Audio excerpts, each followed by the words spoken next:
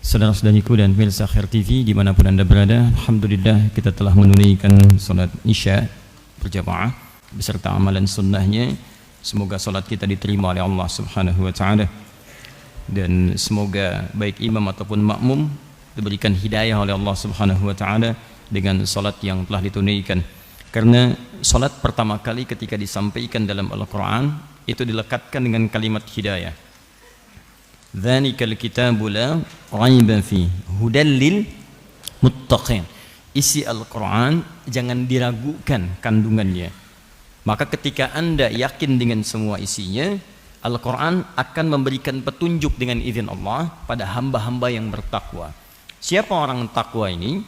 Ciri orang takwa yang pertama setelah dia beriman kepada Allah disebutkan di ayat ketiganya di Al-Baqarah, alladzina yu'minuna bil ghaib wa yuqimunas shalah, yaitu orang-orang yang setelah menyatakan dirinya beriman kepada Allah walaupun tak nampak dalam pandangannya, maka dia buktikan keimanannya dengan menunaikan salat. Jadi salat ciri orang bertakwa.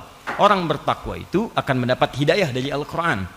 Karena itu setiap kita salat kita akan mendengar hidayah-hidayah yang disampaikan oleh Allah melalui bacaan imam. Bukankah dalam salat dibacakan Al-Qur'an kepada kita? Nah, ini kalau Anda paham makna Al-Qur'an, digali dengan baik, maka subhanallah, itu luar biasa teman-teman sekalian. Hal-hal buruk dalam salat akan hilang. Dan masya Allah, setiap imam mengimami dalam salat itu seringkali ada hal-hal yang kontekstual, jadi bimbingan langsung dalam kehidupan kita. Misal, kalau Anda hayati ayat ini, barangkali Anda akan teringat dengan bencana-bencana yang terjadi di Palu dan sekitarannya. Tadi kan ayat-ayat yang kalau Anda baca isyaratnya dan rahasia isyarat-isyarat, kode-kode dalam ayat-ayat Al-Quran itu jelas sekali memberikan gambaran-gambaran. Bukankah Anda tadi dengar ayat-ayat tentang tsunami, tentang gempa? Tadi kan dibacakan surat Hud, surah ke-11 sampai ayat 47-nya.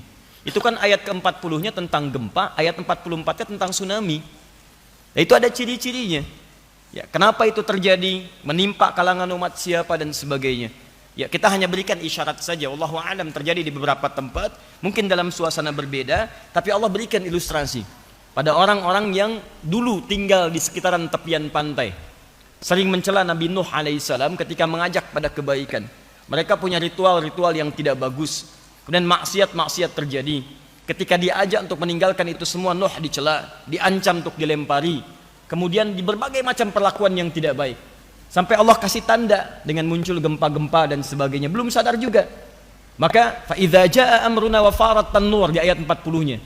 Ketika kemudian mereka menantang ya apa yang telah kami janjikan, tidak berhenti dengan perilaku-perilakunya walaupun diajak dengan penuh kesabaran dan sudah melampaui batas dari batas-batas yang biasa, maka kemudian kami goyangkan periuk itu. Anda kalau di periuk itu digoyang oleh Anda, mau mengaduk sesuatu, saya mau tanya pada Anda, airnya akan tenang atau bolak-balik? Bolak-balik. Nah, yang di atasnya itu akan terendam atau ada datar begitu saja? Pasti terendam, pasti goyang dia. Makanya tanur itu disebutkan isyarat gempa. Kalau sudah gempanya itu ada, ayat 44-nya kami tarik air sampai surut tuh dari lautan ke dalam. Wa ghidal ma'u, udah ditarik sampai ke dalam, kami datangkan lagi dengan bentuk yang lebih besar. Kami telan semuanya itu dengan air. Di airnya didatangkan keseluruhannya. Kemudian pada masa Nabi Nuh alaihissalam didatangkan pula dari langit batu-batu yang menimpa mereka.